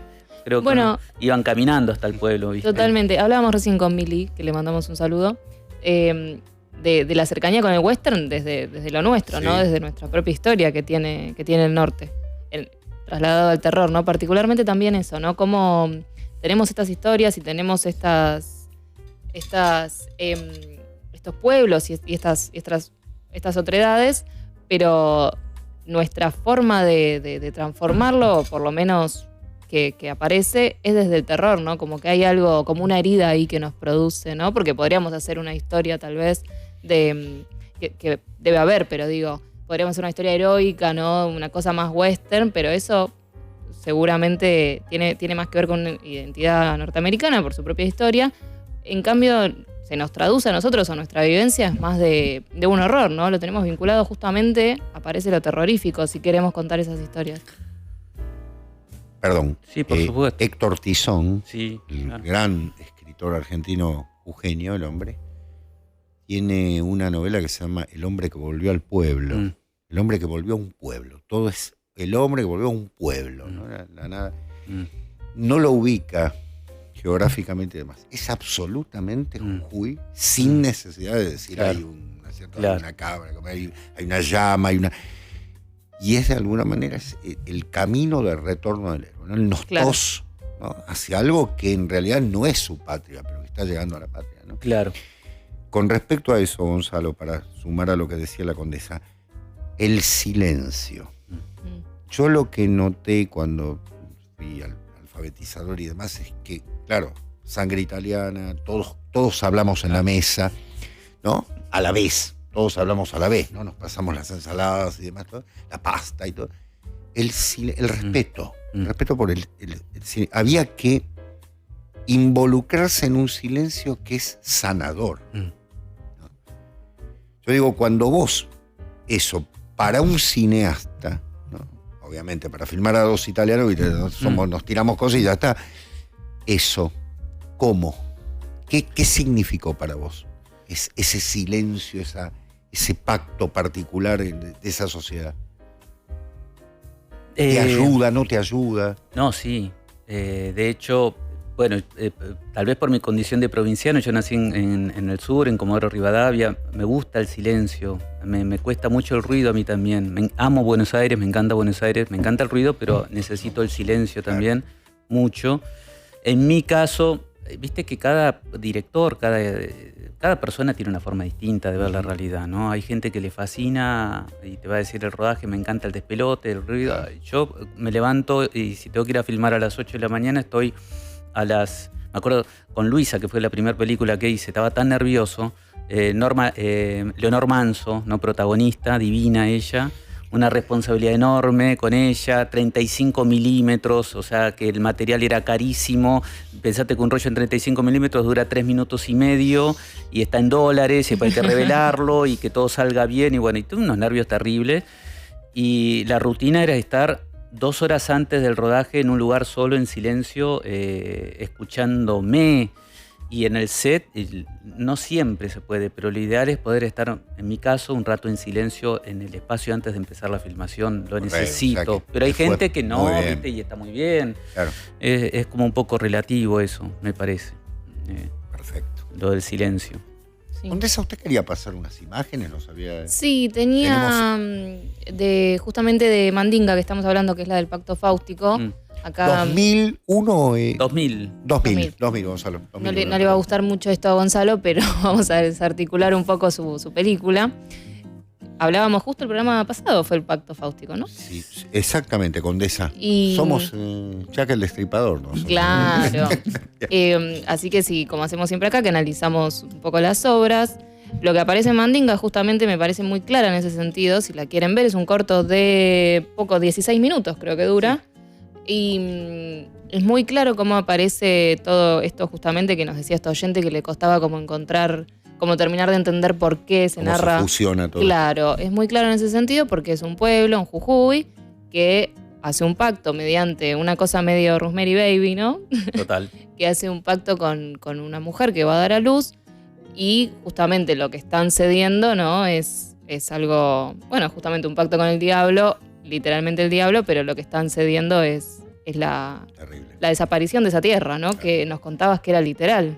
Que se estaba sucediendo. Era un pueblo imaginario, sombrío, carencias, y este pueblo decide hacer un pacto fáustico para tener un poco de bonanza. El pacto, como todo pacto, el mandinga en este caso, el supay, le termina diciendo... engendrar al diablo.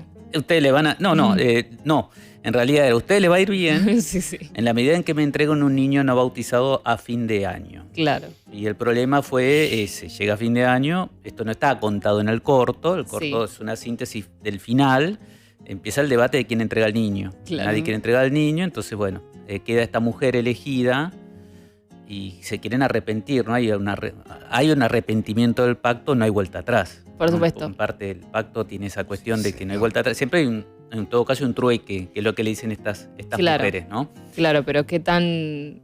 Alguien dice, te fuiste analizado totalmente. ¿Qué tan lejos vas con eso? Porque hablábamos también de la posibilidad de la vuelta, pero esto es directamente algo que se ha engendrado, no literalmente, pero digo, algo que se dio. Y en ese sentido había un plano muy bueno, Merito, que lo tenemos en la carpeta, que se llama que es el del caballo, que pasa como el hilo de sangre por el medio. Este plano me pareció buenísimo. Este caballo es justamente esta maldad que está llegando al pueblo y cómo se empieza, ¿no?, a hacer ese río de sangre y como esta división, justamente, ¿no? Que hablábamos de la dualidad, cómo se divide estos dos caminos que han tomado y, ¿no? El acá y el allá. Claro, y bueno, empezó a correr sangre en todos los sentidos, ¿no? Como ya no hay vuelta atrás, tenemos los siguientes, que lo vemos, este es el anterior, este será Fina, los mezclé, perdón, Merito. Tenemos el que sigue. Ahí estamos. Acá, que lo ven llegar, ¿no? Que también es muy interesante como esta señora del pueblo ya se da cuenta que es el diablo y cómo esta rama, ¿no?, que es medio como que lo quiere ahuyentar, vuelve a dividir el plano, ¿no? Ahora el cielo. Como se ha dividido cielo y tierra en este pueblo con la llegada de este forastero que es un ente demoníaco. Así que, nada, le recomendamos Mandinga porque está muy claro, con un ejemplo de dos planos, como está muy claro el pacto fáustico, ¿no? El caballo era el único de la puna. Iba a venir caminando el diablo porque dijimos, no hay caballo.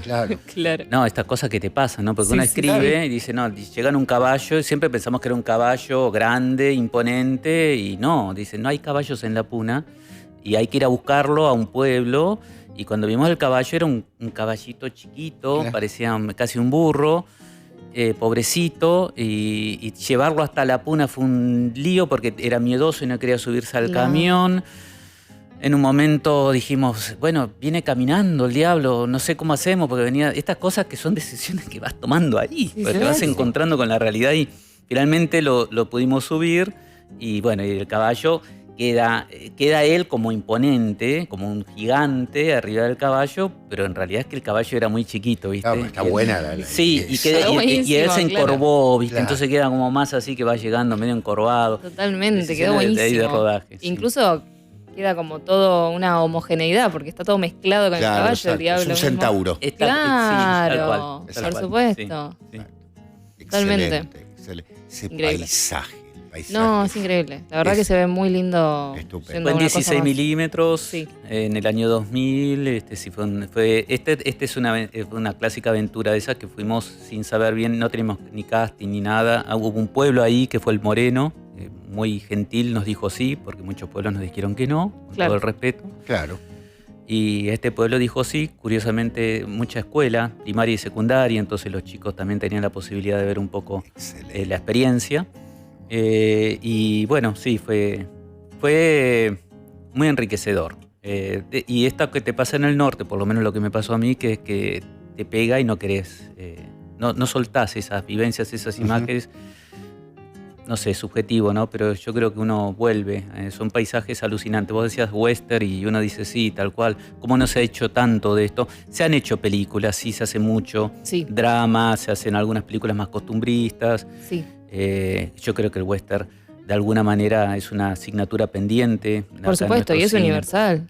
Y es universal. Y el cine de terror, yo te digo, no sé qué opinión tienen ustedes, pero me parece que hay un gran vacío del cine de terror en la historia del cine argentino. Hay casos, ¿no? Por supuesto, Manuel Romero, Carlos Hugo Christensen, grandes directores del periodo clásico argentino que han hecho grandes películas de terror. Sí. Narciso. con Narciso Ibáñez Menta, de Una luz en la ventana, del 42, creo que es Manuel Romero, es como una de las primeras películas de terror. Pero si vos te fijas en La bestia debe morir, Una luz en la ventana, El extraño caso del hombre y la bestia, de Mario Soffici, Sí. hasta incluso esta excelente película que les recomiendo de Carlos Hugo Christensen, que se llama Si muero antes de despertar. De despertar, Gran película. Sí. Todas tienen adaptaciones de libros de norteamericanos o ingleses. La bestia debe morir. Uno de Bueno, los grandes. claro, ¿viste? Sí, tal cual. El padre de Danny Day-Lewis, creo que es, el escritor. Claro. Que está bárbaro, pero digo, era hacia afuera. ¿Viste? La Totalmente. mirada era hacia afuera, Sí. y era esta cosa de decir, bueno, busquemos en el hacia afuera adaptaciones hacia acá. Ujú. Yo creo que en los 70, ¿no? Empieza toda esta movida con El familiar, que es una película que habla del mito del familiar en el norte, ahí en las plantaciones azucareras de Tucumán, dirigida por Carlos Galetini, si no me falla la memoria. A Nazareno Cruz y el Lobo. Claro, Leonardo. Ahí empieza como una exploración hacia el interior, más poética, como quieras, Sí. un cine por ahí más moderno, ¿viste? Más rompiendo un poco los elementos narrativos clásicos. Recién ahí empieza como a verse un poco el cine hacia adentro de terror, ¿no? O género fantástico. Pero es hasta entre los vacíos de nuestro país y las etapas horrorosas que hemos vivido, hay grandes baches, grandes agujeros, y recién en los 90 empieza como este crecimiento de un cine de terror que ahora está un poco más de moda, por suerte. Sí. Demian Rugna, Fabián Forte, Daniel de la Vega, Sí. Pablo Parés.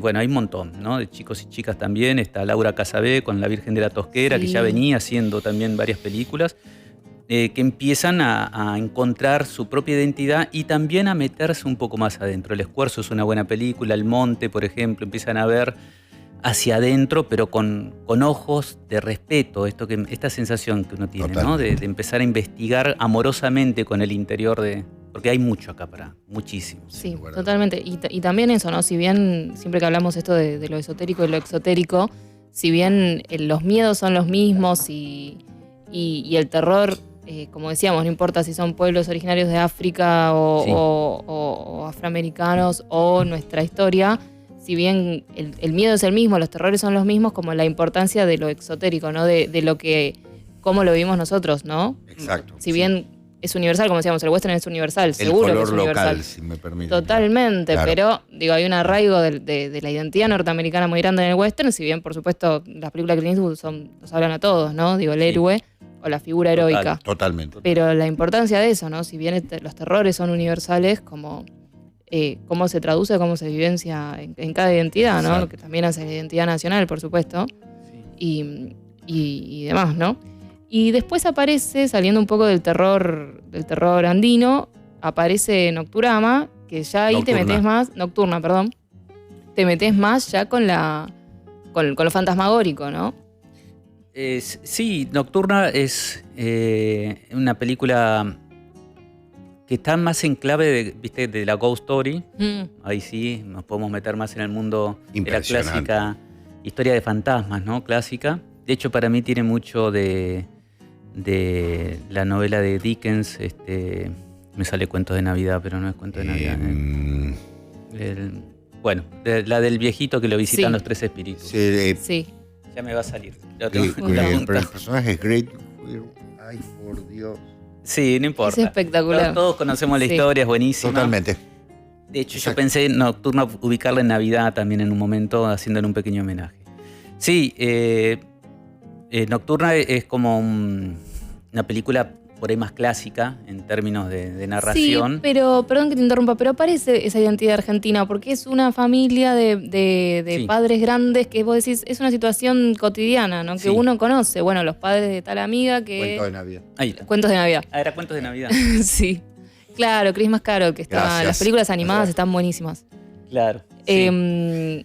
¿No? Como es una historia típica argentina, los padres quedaron solos, que los hijos son grandes, que quién va, quién no, la demencia, ¿no? La soledad, esta persecutoria del edificio, los vecinos, una cosa también totalmente argentina. Sí, a ver, viste, es muy Absolutamente. citadita, ¿no? Sí, Es muy sí, de sí. Buenos Aires, de hecho está Sí. inspirada en parte en algo de mis abuelos. Sí, tiene otro tipo de condimentos que tiene más que ver con la narración de esto, de lo paranormal y de los fantasmas, pero todos, volviendo un poco al inicio de nuestra charla, ¿no? Los fantasmas que llevamos adentro, los fantasmas de la amenaza del otro y esa cosa que hay después de la muerte, que es una gran pregunta que uno se puede hacer siempre, ¿no? Pero fundamentalmente es una historia de redención y sí, una historia de redención. Sí, señor, muy bien, Gonzalo. Fue fantasmática la película, incluso de hacer. Sí. O sea, porque uno lo que le empieza a pasar cuando transitas las películas, sobre todo cuando vas a lugares o te vas acercando, empiezan a pasar cosas. Uno empieza a vivenciar cosas muy fuertes. Mientras la estás filmando, sí, ves... Hay energía, hay claro, cosas que pasan en el rodaje, yo vi una transformación de Marilyn Marini, que es una gran actriz, Sí. por supuesto, Por pero Dios. vi una transformación impresionante hacia mi abuela, que en un momento donde parecía que estaba viendo, no sé, capaz que es una subjetividad mía, ¿no? Claro. Y otras cosas más que ocurrieron. La película tiene las cosas de las cuales uno se enamora, ¿viste? A mí me encanta mucho el cine de Polanski, me gusta mucho su trilogía de departamentos, ¿no? Sí. Repulsión, El bebé de Rosemary y El inquilino. El inquilino. Y algo de su universo del edificio, también como un espacio simbólico, donde empieza este viejito que está perdido, ¿no? Que no sale nunca del edificio, ¿viste? En el momento en que iba a salir, no sale. Queda en la puerta. Él no puede salir. Exactamente. Claro, porque también está ese factor muy interesante de guión, que es que él se pierde, ¿no? Se desorienta. Él se pierde. Y empieza en la terraza, y en la terraza él, ¿viste? Mira al cielo. Yo quería que pasaran palomas, ¿viste? No pasaron las palomas. Me quería que pasaran cosas que estaban, uno después las escribe y dice, bueno, Claro. esto no puede ser así, entonces las tengo que escribir como me gustaría que pase, ¿viste? Totalmente. Había algo interesante en esa historia que la actúa Pepe Soriano, que es esto, volver un poco a esto de los actores o de poner los rostros que uno quiere, ¿no? En el caso de Serafina era encontrar esos rostros fuertes, un corto que casi no se habla, entonces era Sí. más importante eso. En el caso de Nocturna era encontrar un actor que transmitiera en su cara esa vejez, que además está absolutamente silenciada en nuestra sociedad. O sea, nosotros no hemos aprendido a morir acá, ¿viste? Volviendo a Kush, ¿no? O sea, acá no estamos preparados para la muerte. No. Incluso te diría más allá de tus creencias, ¿no? Sí. Pero hay como una negación radicalizada a todo tipo de manifestación. Bueno, nos cuestan las despedidas, nos cuesta envejecer, nos cuesta aceptar los ritos de paso y obviamente el envejecimiento es algo que está relegado. Y uno piensa en el horror. El tema de hoy es el terror, ¿no? Y uno dice, esto es de acá y esto es mundial. Yo pensaba el otro día, vos mencionaste Mississippi en llamas, como una película que a mí me encanta también, pero lo que más me encanta es Gene Hackman, ¿no? Que es un actor increíble.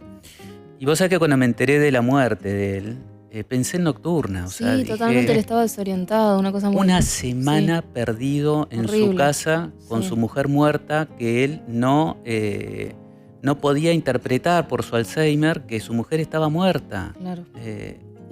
Estamos hablando de un héroe del cine, el tipo que hizo de Mississippi en llamas a qué sé yo, a La Conversación o a Contacto en Francia, ¿no? El hombre rudo, el de Los Imperdonables. Y en esa fragilidad, yo pensaba en él y decía, qué horror esto. O sea, esto es un horror. Somos una sociedad monstruosa en el peor sentido. Claro, pero más allá de cómo habrá pasado la coyuntura de él, porque desconozco eso, pensaba solo en el hecho de que ese hombre estuvo perdido una semana. Claro. Y decís, claro, el horror siempre te alcanza, estás muy cerquita del horror, por eso es que nos atrae tanto como género. Es una cuestión como de entre la vacuna para prepararte ante cualquier adversidad, ver algo, el morbo en parte, sobre todo en el gore, en el slasher, de decir, quiero ver un poco la mirada indiscreta, ¿no? De la ventana indiscreta, y esto de preguntarnos desde el espanto mismo de las cosas que pasan, porque Nocturna nace de ver a mi abuelo que en su pérdida de la identidad por su Alzheimer, que poco a poco iba creciendo, descubrí en él una persona que estaba en lapsus muy cortos, lo poquito que vi, que me mostraba a otra persona. Había una desconstrucción de él desde un lugar que yo no lo conocía y que me gustaba ver eso, porque se lo veía más libre, yo lo sentía más libre. y hubiera soñado con que eso siguiera hacia una liberación total de cosas que supongo uno va suponiendo. No ocurrió. Entonces ocurre en el arte, esto que uno dice, bueno, lo que sabemos que no pasa, pobrecito Gene Hackman, uno de alguna manera busca, no en el caso de Gene Hackman, no entiéndase, pero digo, uno busca darle una forma en lo estético. Y por eso es que Nocturna fue así. Pepe Soriano, por supuesto, 90 años. Qué actuación, mi Dios. Sí, y fue un riesgo enorme y él mismo dijo, miren, ustedes me eligen, me gustó mucho el libreto, me interesa hacerlo. Hay algo del actor, Pepe Soriano era una figura increíble, hay algo de locura en el actor, ¿no? Una cosa de necesidad, pero muy salvaje, es como que se probó el fuego de lo sagrado, ¿no? No sé, tal vez es así, del dios Dionisio, que es un poco el dios del teatro. Y que de ahí no te separas más si lo probaste. Totalmente. Ese juego, ¿no? Hay una necesidad de ir y de volver permanentemente. El actor tiene una voracidad por actuar tremenda, y este hombre con sus 90 años se calzó el personaje. Que digámoslo, Gonzalo, ya no había necesidad. A ver, estamos hablando de, por supuesto, hiperconsagrado. Es lo que vos decís, ¿no? Es una fuerza, no importa nada de todo lo demás, ¿no? Yo quiero mostrarles, porque el señor Gonzalo Calzada, aparte de director, ¿no? Es escritor de sus historias y novelista. Él lo va a negar, no importa. Aquí tengo Nocturna. Lado A, La noche del hombre grande. Lado B, Donde los elefantes van a morir. Voy a mostrar, miren, por favor, búsquenlo. Esto es de La Fosa. ¿Sí? Ahí, a ver. Ahí está. ¿Quedó mejor? ¿Ahí? Se quedó trabadito. Ahí está. Ahí está. Con la posibilidad de que ustedes accedan aparte, no solo al texto, sino a todo un trabajo con las imágenes de la película que yo creo que es valiosísimo. Fíjense ustedes. Gracias, Sebastián. No, gracias, nada, por Dios. Es muy generoso. Yo te digo, como te decía hace un rato, uno escribe lo que no puede filmar. En mi caso es así. No puedo filmar. Y necesito contarlo, porque por ahí no hay necesidad, pero uno termina Yo creo que son dos, vos dejas muy en claro, Gonzalo, que son dos artes. ¿No es cierto? Estamos ante la película, ante ese elemento claro. ¿Viste esta típica idea? Me gustó más el libro. Me gustó más la película. Me gustó más la película. Me parecía que no había una cornisa en todo el programa. Digo, qué tranquilo, estamos, que no está el procónsul, que es el hacedor de cornisas. Claro. Pero ya había aparecido. ¿En serio, Gonzalo, no te pasa eso? No, me gustó más la película. A ver. Sí, es otro lenguaje. Claro. Lo mismo que me digas, ¿sabes qué? Me gusta más el mate que el calzado marrón. Tiene que ver una cosa. Claro. O sea, entonces, en este caso, tenemos a Gonzalo para poder disfrutarlo de las dos maneras. Gonzalo, ¿cómo hacen las personas para ver tus películas? ¿Qué posibilidad hay de...? Están en Cinear, otras están en Amazon y otras hay que buscarlas por ahí en páginas rusas y esas cosas, supongo que van a aparecer. La Condesa puede... Ahí me preguntan a mí. Claro, ahí está. Hay mucho cine de terror que se ha hecho en Argentina, esto lo hablamos hace un ratito también. Hay muchas películas interesantes, Historia del oculto, Cuando se echa la maldad, Legiones. Se ha hecho y se sigue haciendo mucho cine de terror, muchos colegas de los cuales yo me siento orgulloso de formar parte, aunque somos distintos en nuestras búsquedas. Nombranos que... Fabián Forte de la película Legiones, Ponce de la película Historia del oculto, Laura Casabé, que antes de hacer La Virgen de la Toscura, que ya lo vamos a ver, hizo otras películas más, como La valija de Benavides. Demian Rugna, que antes de hacer Cuando se echa la maldad hizo Aterrados y Malditos sean, con Fabián Forte, mucha gente un poco de mi edad, más jóvenes, o Daniel de la Vega con El tercer día también. Se ha hecho mucho.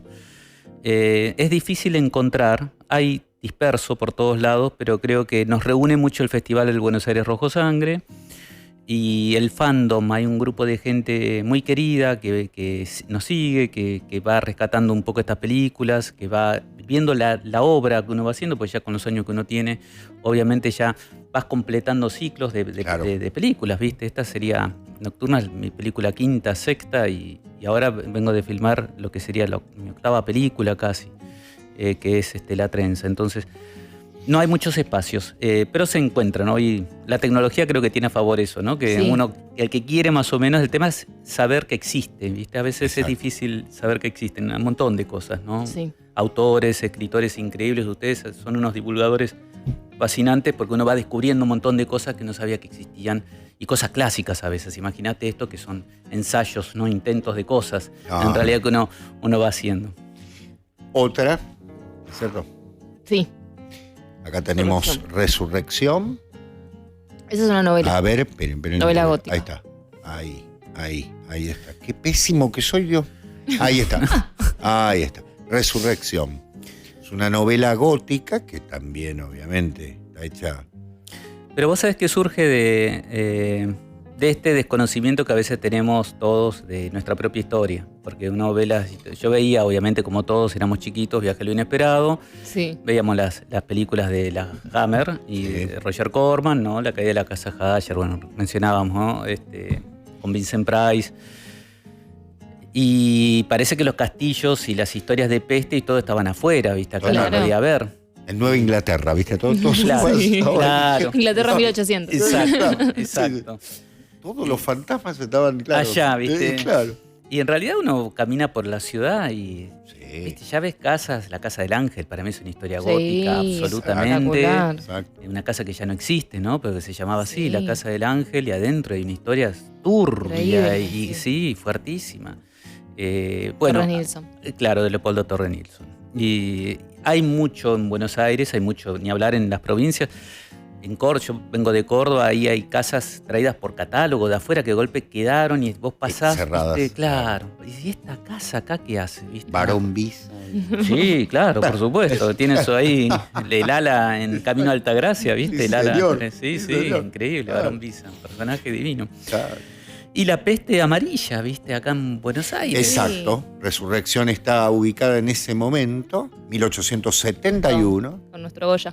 Exacto, claro. Es impresionante. Sí, yo lo Por leí. otra parte, el libro.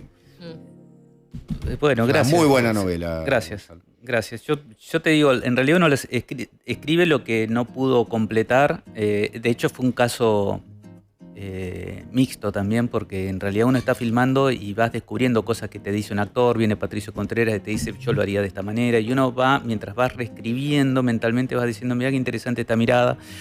Mira qué interesante. La misma casa presenta espacios en la película que yo no tenía pensado. Por ejemplo, hay unos túneles abajo donde Aparicio se va arrastrando. No estaba pensado de esa manera. La casa lo ofreció. No es que hubiera túneles, pero abajo había una estructura de hormigón muy fuerte, muy interesante, que el director de arte lo fue transformando en una especie de laberinto. Dijimos, por acá es la conexión entre la capilla y la iglesia. Pero más allá de Resurrección, la fiebre amarilla fue un hecho que no se conoce tanto, pero definió la forma de la ciudad en parte, ¿no? O sea, esta ciudad condenado. Exacto. Claro. Exacto. La gente se iba, el cementerio de Chacarita nace por la fiebre amarilla, porque el cementerio sur colapsó. Hay hechos espantosos como que, obviamente, la ciudad colapsada, 180.000 habitantes, se mueren 15.000, aproximadamente fue una bestialidad. Y se morían casi en 2 días en el peor de los momentos. Y bueno, los carros de basura eran los que cargaban los cuerpos. Todo esto está contado por Mardoqueo Navarro, que es un cronista, es uno de los pocos que se queda para ir contando lo que iba pasando, ¿no? En esos días. El diario es impresionante. Yo lo había leído a los 15 años en una revista de Todo es Historia que me habían prestado. Se cumplían en esa época de la revista 100 años, creo. Claro. Y bueno, me puse a leer eso y dije, yo no puedo creer que esto haya pasado acá, ¿no? El tren, la porteña, que había sido la primera locomotora, como no daban abasto los carros de basura, lo sacan en lo que se conoció como el tren de la muerte, que pasaba a la noche. Entonces era la locomotora con 2 vagones cargados de cuerpos que se los llevaban a fosas abiertas que habían hecho ahí en estos remacabros, ¿no? O sea, ya que estaban las categorías estéticas, toda la muerte.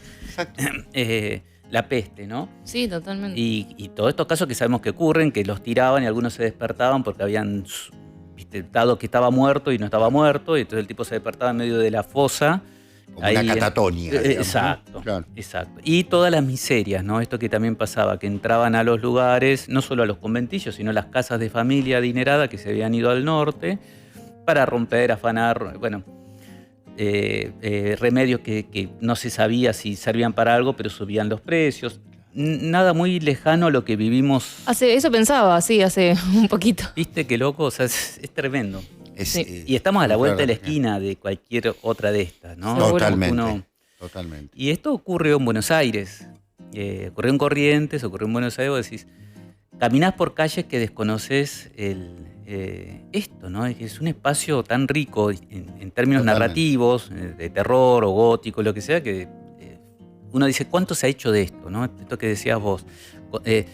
¿Cuánto se ha hecho de tal mito o de tal otro, de San la Muerte, de qué sé yo? No es necesario tampoco ir a los mitos o los santorales profanos del interior, pero cuánta carencia hay en cuanto a verlo y a hacer un ensayo, un ejercicio estético de eso, ¿no? Sí, claro. Que por otra parte vos decías, Gonzalo, yo unía las dos cosas. Hablabas de lo que simboliza hoy, de lo que no simboliza, de lo que hace realmente el capitalismo en estas sociedades, ¿no? en lo que está pasando. Yo digo esta sociedad como si a nosotros no nos pasase, no nos pasa, bueno, sí. Nos pasa de otra manera, pero quiero decir, con pueblos que se mueren y demás, con la destrucción de todas estas cosas. Y aquí, nuevamente, en la fiebre amarilla de 1871-73. 71 acá sí, claro, en el Sarmiento, sí. ¿no? Presidencia Sarmiento. Sí. La misma miseria que genera entre los seres humanos y el cambio de lo que vos decías, ¿no? El barrio aristocrático, sí. El sur, se convierte en el barrio de los humildes. Claro, ¿no? Barracas. Exacto. Que era donde estaban los grandes palacetes que se convirtieron en conventillos. O sea, claro. Tenemos una historia también en ese sentido. Bien. Merito nos está haciendo señas. Tenemos el último corte y volvemos. Homero es usted nuevamente el que decide. Nosotros estamos en el paredón y usted tiene el pelotón adelante. Sí. Haga lo que quiera. Se dice que en el streaming se hablan muchas pavadas, porque todavía no escuchaste Reporte Minoritario. Ustedes se habrán dado cuenta del lujo que hemos tenido, ¿no? Y que seguimos teniendo. Hace 1 hora y media que estamos disfrutando del maestro Gonzalo Calzada, de su producción cinematográfica, de su producción escrita, de su conocimiento de este tema, ¿cierto? No es el único, ¿no? Porque obviamente tiene un documental que lo acaba de... No hablamos de documentales, es cierto. Exactamente. Tiene un documental que se llama Lipán, que yo los invito a que lo vayan a ver, sobre un gran músico jujeño, el hombre. Muchos lo deben conocer, pero por favor, si no lo conocen, vayan a verlo. El ámbito en el cual está desarrollado ese documental, en interior y en exterior, es todo el planteamiento de algo que uno se queda pensando, aquí está la tierra, aquí está, ¿no es cierto?, lo que este hombre lleva. Es un personaje, Lipán es un personaje sí. exquisito, ¿no? Y hoy lo hablamos con Gonzalo fuera, ¿no? Cuando estábamos antes charlando un ratito, y decíamos, no solo, porque existen entrevistas, me decíamos, ¿no? Existen qué sé yo, programas periodísticos, pero en este caso dedicarle, es un documento maravilloso, ¿no? Verlo en acción. Entrevistado por el Diablo, el Pujilay en realidad, el Diablo del Norte. Sí. Pero que a veces no es el Pujilay, a veces se pone un poco más oscuro, como el Diablo, ¿no? Tiene distintas caras. El tono de voz. El tono, que sí, al principio muy jocoso. Después, claro, y suelen tener una voz muy aguda también allá. Pero bueno, está todo esto que hablamos del carnaval, no está mencionado, pero en Resurrección hay unas cosas muy... No en la novela o en la película, sino en la historia de la fiebre amarilla. Vos sabés que empieza en el carnaval esto. Claro. Y que había que cerrar el carnaval porque ya había 3 o 4 infectados y no se podía porque esto de Tiburón, ¿no? De que claro. No, que el carnaval era un evento social muy importante. La muerte de la máscara roja. ¿Viste? Y vos decís, yo lo leí en toda esa historia, esto decía, pero esto es increíble. Esto, Sí. O sea, empezó en el carnaval y el pico fue en Semana Santa y después se fue yendo. Claro, no quiero espolear la peste, pero era el mosquito. Claro. Pero bueno, había otros hechos ahí que aparte, fíjate, ¿no? Viene de la guerra del Paraguay. Uh-huh. Y justo es esta ciudad de Buenos Aires que, hablando del capitalismo, hablando del progreso en términos capitalistas y qué sé yo qué, era una ciudad que no estaba preparada para lo que estaba ocurriendo, la especulación con los inmigrantes, la gente estaba hacinada en las pensiones. Exacto. Todo esto de la usura, ¿no? Y de la avaricia puesta ahí hizo un asidero terrible que cuando emergió la fiebre amarilla explotó. Exacto. Y explota en el carnaval. Eso me parece que son hechos, tomando un poco esto que recién decías, lo del IPAM, o la muerte en Venecia, esta figura. Y el carnaval es como que viene, es curioso, en Buenos Aires viene a traer la peste. En parte, ¿no? Da vuelta a toda la ciudad. Lo sacaste por la puerta, volvió por la ventana, ¿no? Exacto. Claro. Y allá en el norte, en cambio, como los cementerios, el carnaval representa la vida realmente. Totalmente. ¿Viste? Es la fertilidad, es la vida, es la alegría, es la pérdida de la identidad, como ustedes hablaban muy bien el día del programa del carnaval. Y yo creo que quien tuvo la oportunidad de ir al norte o va a tener la posibilidad de ir, se sigue sintiendo allá eso, esa presencia sagrada del carnaval. Se arma el mojón, se saca el diablo, el diablo vive, al final se lo tira, la gente llora, porque es el momento en el cual se despiden hasta el año siguiente. Y estos ritos están, esto que hablábamos un poco al principio del programa, ¿no? Está muy presente allá, nosotros tal vez lo hemos perdido. Hoy los carnavales acá en Buenos Aires creo que son... Sí, para otra cosa. Ni siquiera los de 1870. Sí, ya, sí, ¿no? sí, No sé sí, qué son. sí. Totalmente. Totalmente. Bueno, Homero. ¿Tenemos preguntas? Tenemos preguntas. Tenemos Hay preguntas, bastantes. pero antes les voy a invitar a escuchar un audio de una persona muy especial para nosotros, si les parece. A ver. ¿Cómo no? Muy buenas tardes al doctor, a la condesa, por supuesto, y al querido Gonzalo Calzada, aquí el procónsul de todas las prosopopeyas, vivito y coleando, luego de una mañana de estudios que demandaron mi ausencia hoy. Así que estoy acá escuchando por primera vez algo muy raro, que es lejos del estudio. Espectacular el programa. Quiero felicitarlos a todos, mandarles un gran saludo. Me hubiese encantado estar allí, pero hoy soy de la partida del chat, así que he estado viendo todo con mucha atención. Mi cariño enorme, mi agradecimiento por la paciencia, Gonzalo, sos un maestro. Y por supuesto, doctor y condesa, el próximo lunes estaré allí nuevamente para, como dijo la condesa, seguir creando, ¿cómo es que dijo? Hacedor de cornisas. El gran hacedor de cornisas. Hacedor de cornisas, buenísimo. Un gran saludo. Gracias. Muchas gracias. Gracias, Diego. Un abrazo enorme. Faltaron las cornisas hoy. Sí, hoy estuvimos cuidados. Sí. Muy bien. Homero, es usted el... Muchas gracias. Voy con la primera pregunta que dice, siendo el terror un sentimiento tan negativo, ¿qué lleva al humano a ser espectador voluntario? Señor Gonzalo, ¿quiere responder? No sé qué piensan ustedes. Creo que, no sé si es negativo. Me parece que es necesario. Totalmente. Sí. Ya. Sí, totalmente. Es como... Es lo que hace a la esencia. Claro. Sí. Por ahí es algo, una concepción un poco más moderna. Obviamente nadie quiere sentir terror ni Mi pregunta es ni por qué las sufrimiento, personas que van a ver películas de terror hacen esto, pero abren la...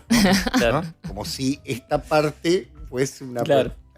Sí. Sí, está... Sí, evidentemente hay algo que por más que uno lo considere negativo, tal vez más modernamente, si sigue yendo, es como que se responde solo, ¿no? Como hay algo que nos constituye y por eso seguimos yendo, aunque creamos que es algo innecesario, más... Que no creo que sea morbo, no es morbo. No. Es otra cosa.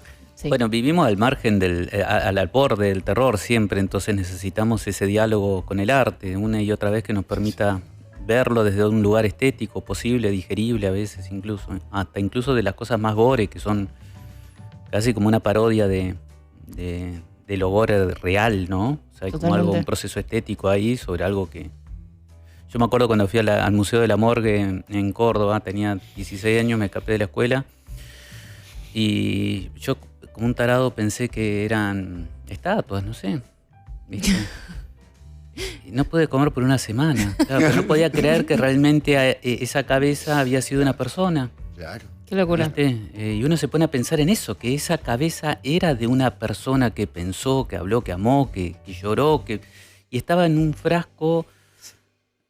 Esto es lo que tiene el positivismo, no sé, el capitalismo, ¿viste? Que lo metemos todo en un frasco y lo vemos, ¿viste? Pero esa persona sufrió. Sí. Claro. No podía creer eso, ¿viste? Por eso esa Locura. Por eso el gore. Esa prohibición que existía en su momento, no toquen esto, claro. Totalmente. Muy bien. Homero. ¿Es el objetivo principal del terror educar o generar conciencia a las personas? ¿O también hay una búsqueda de belleza en el género? Yo me adelanto y creo que esa no es una tarea del arte. Por añadidura, obviamente nos transforma y nos enseña en un sentido más, si quieren, didáctico. No creo que tenga obligaciones morales. Esa es mi opinión. La última dimensión, la más baja, la pedagógica. Claro. Todo lo demás es lo... Y se puede volver terrorífico, aparte, si lo ponemos en ese lugar, ¿no? Totalmente. Porque entramos en eso sobre todo en el género que siempre fue muy bastardeado, ¿no? Entre todo lo políticamente correcto, lo que hay que contar, lo que no hay que contar. Exactamente. Exacto. Tenemos que cumplir con un precepto. Tienen que aparecer tantas veces, Claro. El arte no educa, pero enseña, dice alguien en el chat. Totalmente. Bien, muy bien. Homero. ¿Cómo se puede explicar la distancia que hay entre el terror y la comedia en el sentido más general de la palabra, siendo que ambas apoyan el sinsentido o aquello que no debería estar ahí? Bueno. Buenísima la pregunta. Pero viste que tienen los mismos dispositivos. La comedia y el terror son esa cosa corrida de lugar, ¿viste? Alguien aparece en este programa, me paro y estoy en calzoncillo y ya está, es risa. Claro, exacto. Tengo la cabeza de Tomás Lipán chorreando sangre y es real y se transforma. Hay algo de lo que se corrió de lugar, me parece, en términos de dispositivo. Total. Después supongo que apelan a emociones distintas, no sé. ¿Qué piensan? Yo con Nocturna, por ejemplo, mucha gente me decía, pero no es de terror, es triste. Viste, yo lloré mucho. Claro, y vos decís, bueno, sí, y tal vez hay algo de terror en la tristeza y viceversa, ¿viste? Tal vez hay algo de tristeza en el terror también. En definitiva, los monstruos que más nos impactan son los monstruos tristes a veces también, ¿viste? No lo sé. Sí sé que hay muy buenas comedias de terror. Sí. Y hay gente que conecta las dos cosas de una manera asombrosa y es genial, ¿no? De Sam Raimi a Demian Rugna acá, por ejemplo, me parece que son, o Fabián Forte, para mencionar dos argentinos, que es fascinante. Esto de combinar emociones me parece que está bueno. Exacto. En cine, digo. Claro. A veces es el mismo comediante el que cortará la cabeza del, ¿no? Sí. Si les parece, vamos con una pregunta más, ya que estamos llegando a la víspera del programa. Un psicólogo recomienda no mirar cine de terror porque te expone a emociones dañinas sin ninguna necesidad real. ¿Qué opinan? Y bueno, pasémosela a Gonzalo. Que... Es tan difícil las pelotas. Pero no sé, qué sé yo, una cosa es el arte y otra cosa, hace mucho me acuerdo del disco de Judas Priest, que unos chicos habían suicidado escuchando un tema de Judas. Se armó todo un juicio sobre eso alrededor, si el tema estimulaba o no el suicidio. Al final, el problema estaba puertas adentro de esa casa, qué sé yo, ¿viste? El arte va por un lado, no se puede conectar las dos cosas, porque si no volvemos de nuevo a lo políticamente correcto. Me parece que una persona con problemas en la cabeza que ve Repulsión posiblemente le afecte, pero no por eso vamos a dejar de contar Repulsión. Me parece que son dos cosas distintas. Sí. Creo que el asesino de John Lennon había leído El guardián entre el centeno 150 veces. Claro, en fin. Tal cual. Yo puedo leer Antígona y salir a matar gente, ¿no? Claro, no le puedo echar la culpa a Sófocles, bueno, en fin. No adherimos a ese psicólogo. Vamos con una pregunta más cortita, la han repetido varias veces en el chat. Si querés podemos empezar por vos, Gonzalo. Películas de terror favoritas. Gonzalo. Acá mencionaron en la adaptación de Otra Vuelta de Tuerca un aire en Los Otros de Amenábar, que me encanta, es una gran película, pero yo les recomiendo mucho, no sé si la vieron, una película que se llama The Innocent, de Jack Clayton. Sí, increíble. Esa película es una adaptación con guión de Truman Capote, de Otra Vuelta de Tuerca con Deborah Kerr. Es una gran, para mí es la mejor película de fantasmas y que mantiene fielmente esta cuestión de la novela, ¿no? Claro. Donde no define nunca del todo, ¿no? Y acá hay una película esa que yo particularmente la podría ver 1000 veces, me encanta. ¿Cómo es, Gonzalo? The Innocent. The Innocent, acá le pusieron, ya te voy a decir. Y acá le deben haber puesto tomando el té con Mirta Legrand. Ahí la vemos. Ahí está. La vemos en pantalla. Ahí está. Es increíble, sí. Sí. ¿Qué novela otra vuelta de todo? Jack Clayton, que es un gran director de actores, que había hecho A las 9 cada noche, otra película de terror, no de terror social en todo caso, ¿no? Que son 7 chicos que se quedan sin, no voy a espolear, sin la madre y en una sociedad londinense, ¿no? En los años 70. Son No cuento 7. más, a los 9, sí, son 7. Fascinante esa película. También no es de terror, pero no ve y... Bueno, el drama es una manera de terror, ¿no? También, hablando de género. Ahí está, mira, ahí lo tenés. Sí, gran película también. 2 grandes películas de Jack Clayton. Un director que no se habla mucho hoy y fue un gran director. Dick Bogart, sí. Espectacular. Bueno, Muerte en Venecia. Sí. El actor. Bien. Homero, ¿tenemos algo más o...? Listo. Gonzalo, agradecerte. Muchas gracias, sí. Lo primero que ustedes. tenemos que hacer. Ha sido un placer tenerte acá. Yo te agradezco infinitamente porque sos una persona ocupada, trabajadora, que hayas venido nos honra realmente en todo sentido. Yo tengo tus libros, los atesoro como algo, obviamente que los he leído por supuesto y tuve la suerte de poder ver las películas. Vayan a verlo por favor. Yo un agradecimiento enorme, mi admiración profunda hacia vos, Sebastián, ya te lo he dicho varias veces. Flores, no, es así. La Condesa, que es una genia absoluta, vengo aprendiendo de ellos un montonazo hace años de Sebastián, con la última página, y este programa me parece, les decía hace un ratito, me parece esencial. Hay algo, voy a volver a repetir esta palabra, la dije hoy, que es la humildad. La humildad para mostrar el conocimiento es una apertura al conocimiento, sobre todo en los jóvenes, que es difícil. Yo cuando estudiaba cine me quisieron decir el cine que valía en parte y el que no valía. Había como una cuestión torpe en el sentido de la enseñanza. En todo caso aunque no estemos de acuerdo en algunas cosas, yo puedo escucharte y verte en lo que sos, ¿viste? Y eso es muy difícil de encontrar en el arte y en el cine, porque hay mucha inseguridad y la inseguridad, sospecho yo, mueve un poco la soberbia a veces en la docencia, y creo que el espacio que han generado ustedes hace años y acá también es un espacio de recepción, de enorme amor por el conocimiento, y creo que eso es lo que se siente, lo que sentimos todos. Así que mi admiración por ustedes y mi agradecimiento por invitarme a poder contar un poquito de lo que hacemos. Gracias, Gonzalo. Gracias, Gonzalo. Vamos a esperar el próximo estreno, La Trenza. Sí. Sí. No sé si la podíamos decir. Sí. Ah, Totalmente, perfecto. Aquí la pata. No. Vienen los editores y los productores. Totalmente. Sí. Condesa, ¿cuál es nuestro próximo Rapidito programa? y ya liberamos el estudio. Vamos a ver, la semana que viene vamos a hablar de la redención. La redención. Tema sugerido por nuestro querido invitado. Gonzalo recién la semana que dice la redención. La redención. Para salir un poco de esta eso, ¿no? oscuridad bonita y necesaria en la que venimos los últimos programas, pero así nos despejamos un poco. Vamos a hablar de la redención.